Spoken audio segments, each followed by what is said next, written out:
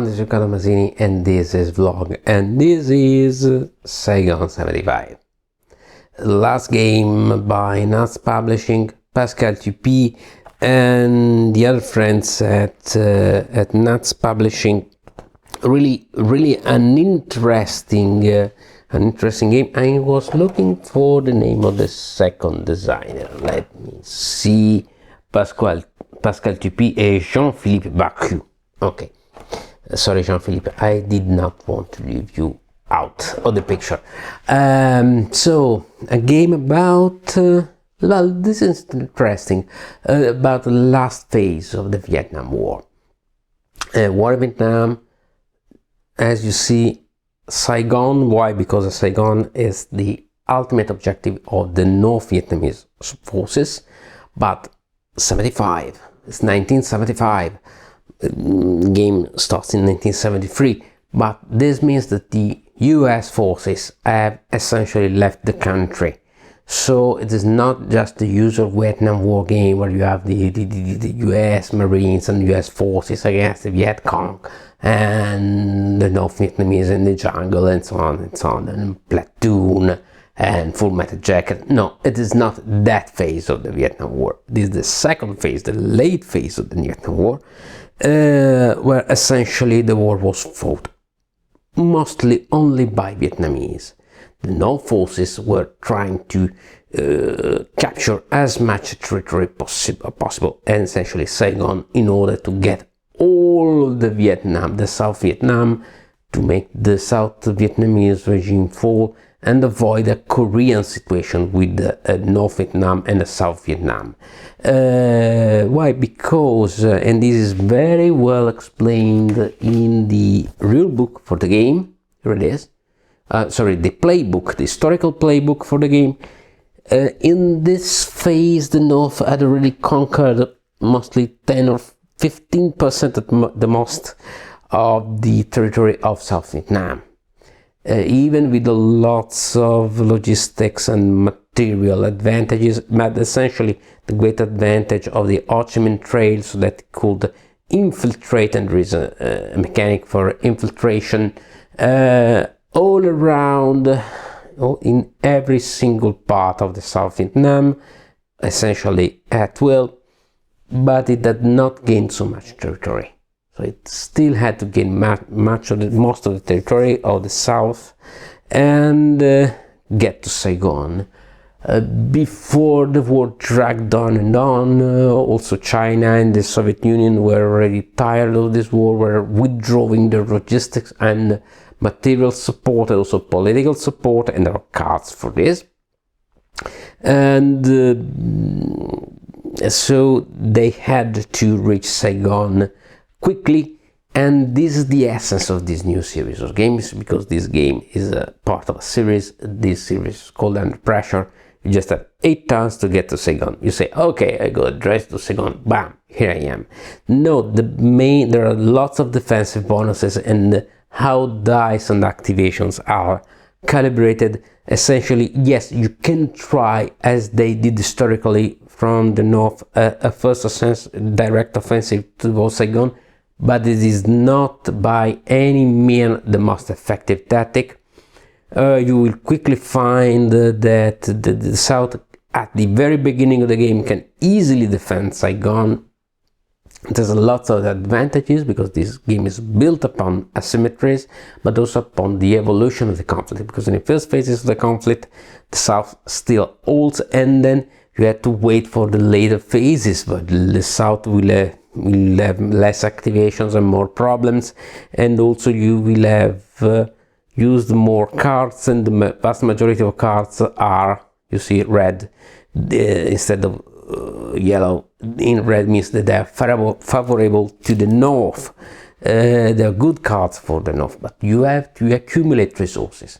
You have to get advantages. You have these objectives here. If you capture them, and they are set up randomly at every single play, if you get them, they give you more advantages, and air attrition takes its toll, so that the South will have less aircraft, less air support, less transports.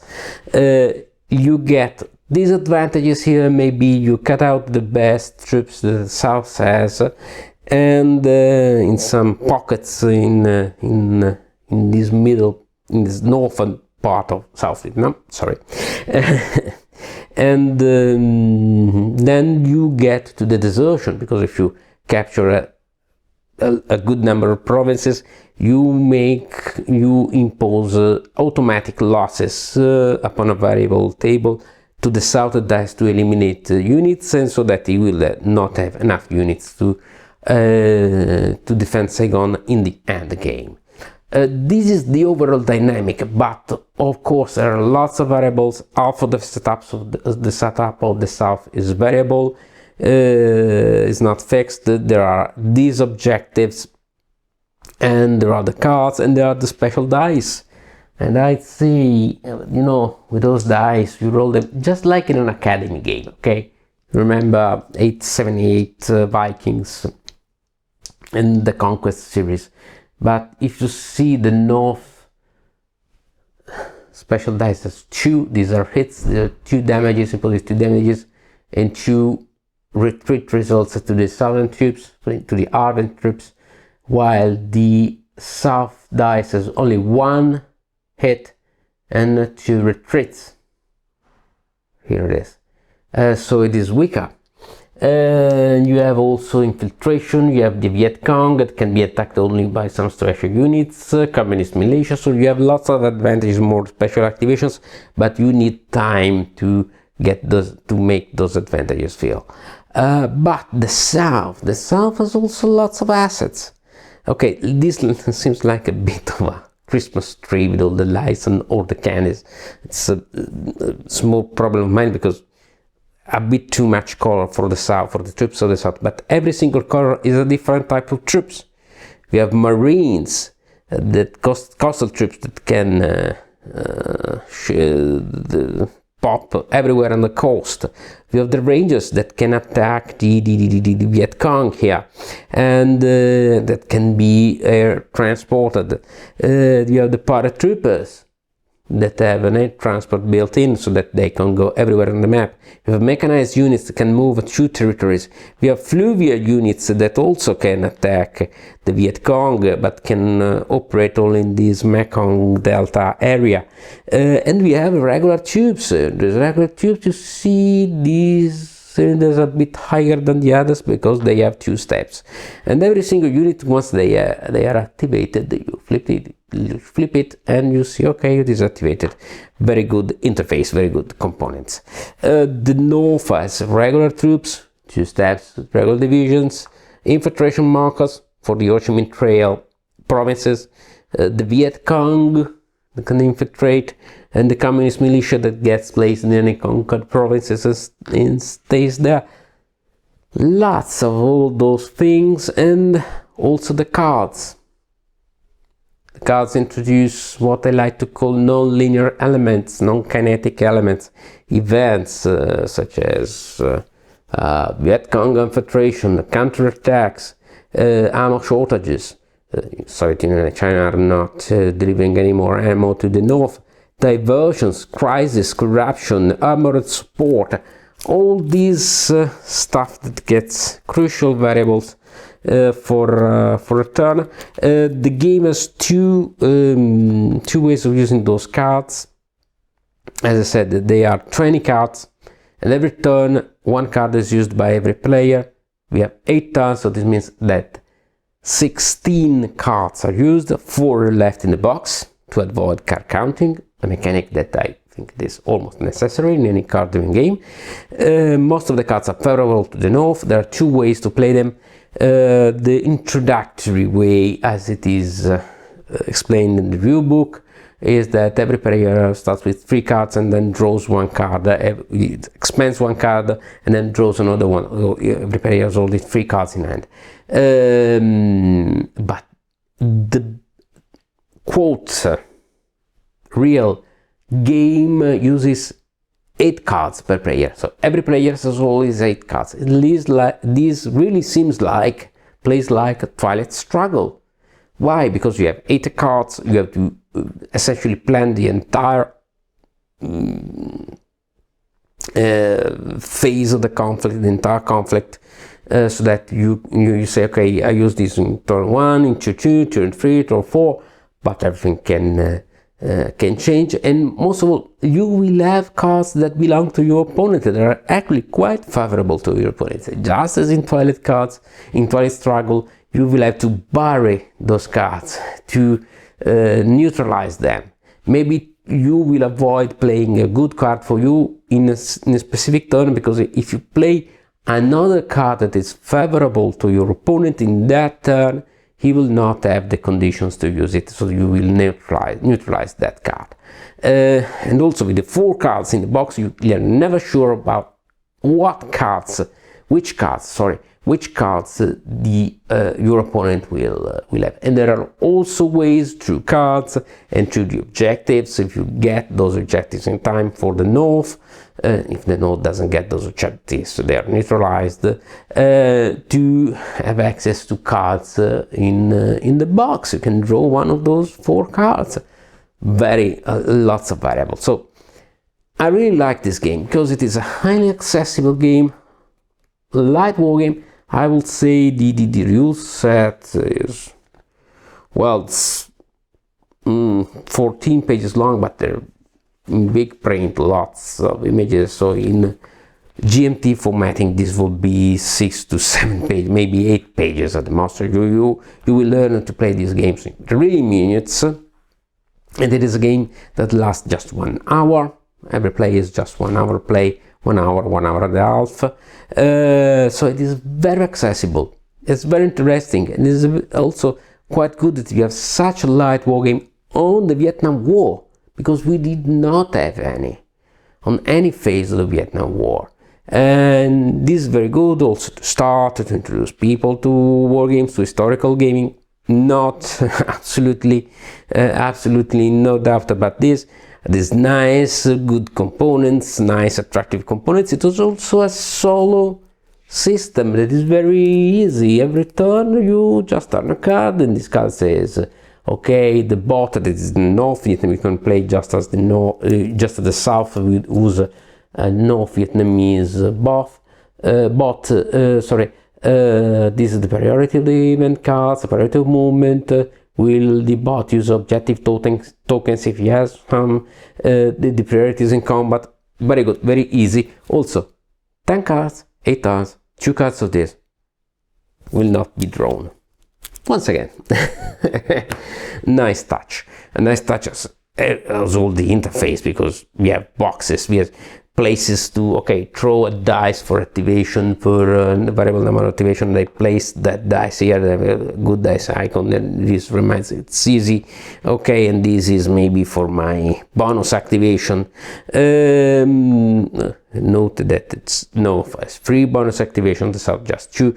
So, and also these are the special dice, because every time I use an aircraft that I have to buy through activation, I will save that if this symbol comes up on this special dice, the aircraft is gone. There are 4 symbols out of 6, so it is very easy to lose aircraft due to attrition, anti-aircraft, or just problems, maintenance problems, and so on. Once again, a very good game, a nice, light and attractive game. And this is a game that is meant to be played, and played a lot. Once you have this game, you see that in the bookshelf and say, okay, don't just have this evening, I don't want anything. Oh, here it is, Saigon 75. Let's give it a spin.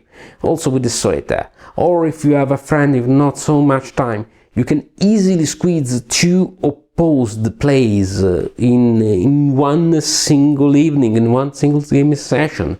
You first play the South, your opponent, your buddy as the North, and then you switch sides and compare your results. Very, very easy, accessible and playable game. Once again, this is a game that is nice, it's creative, it's easy, but it is most of all meant to be played. And it also has a good chunk, a good quantity of historical detail, because the conflict is all here. It's evolution, it's phases.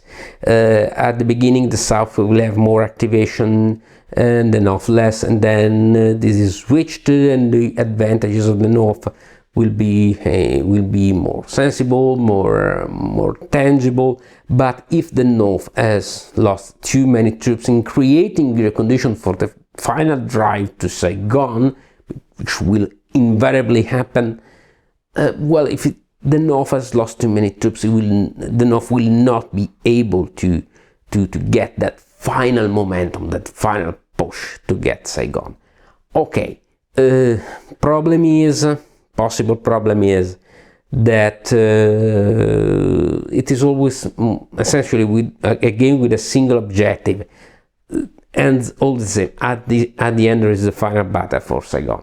But there are lots of variables, and how you create those conditions, if you manage to create those conditions, and the fact that yes, the South is on the defensive but can mount some small but very crucial, very stingy, very painful counterattacks, well, it makes for a really engaging, a really engrossing, really nice game, and that will really capture your attention, will really give you a lot of tension.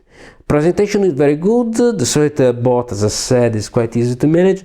Only I would have liked some, maybe we are with some of our friends in the Italian group Ludo Storia, which is dedicated, as a Facebook group dedicated to historical gaming. Maybe there were some discussions. We're working, some friends are working on a possible list of priorities, because there is not a precise list of possible priorities of the bot and its choices and its movements and so on. Possibly something will be published on Board Game Geek.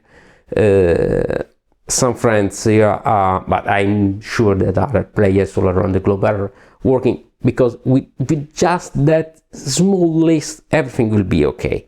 The player aid that comes with the game is on the back of the playbook, which is a nice playbook, by the way.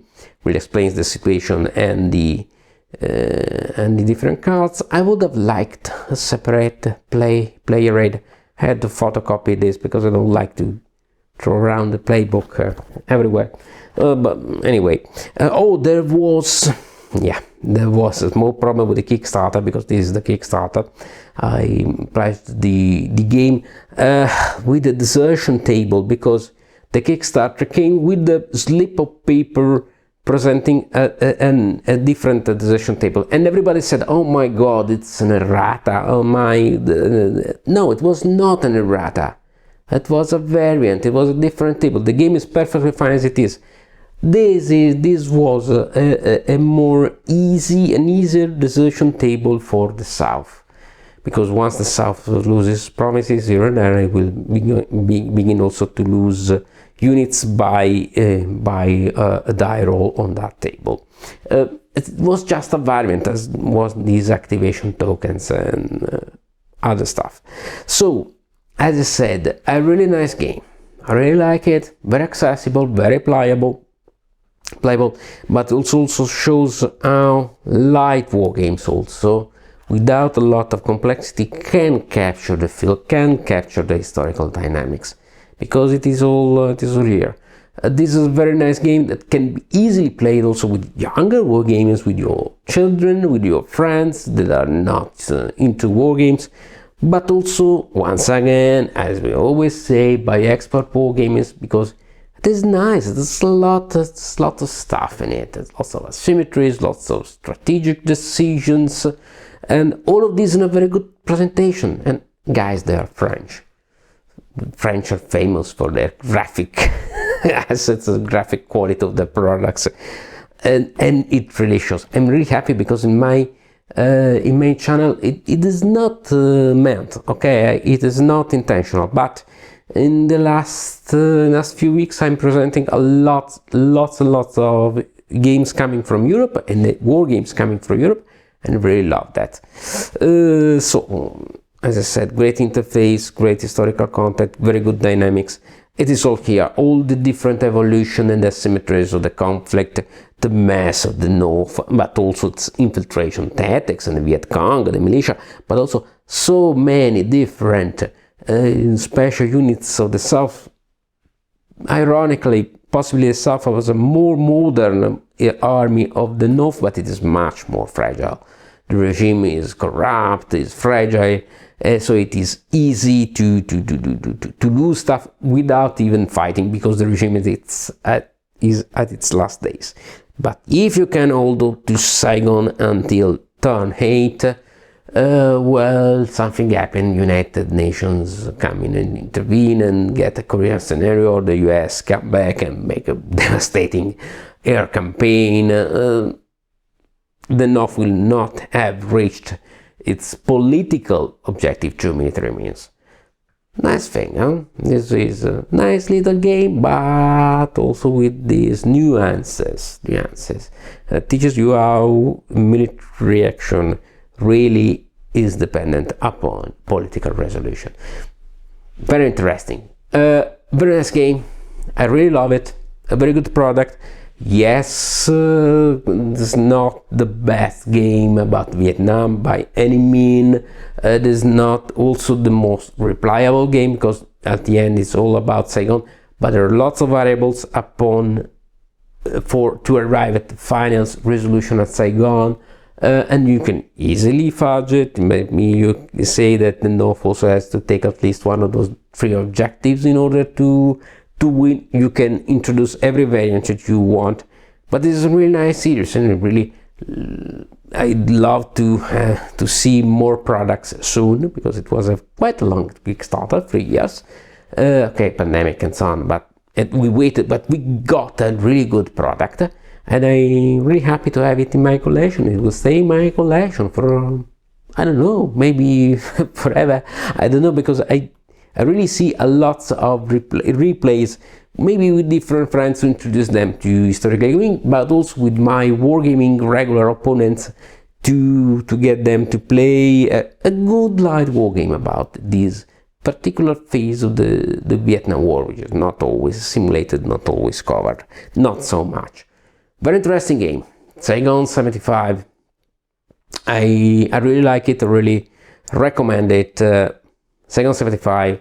Published by Nuts Publishing. So this was all. As always, goodbye, see you next time, have a very good time, and as always, remember, don't be scared, it's just war games. Ciao.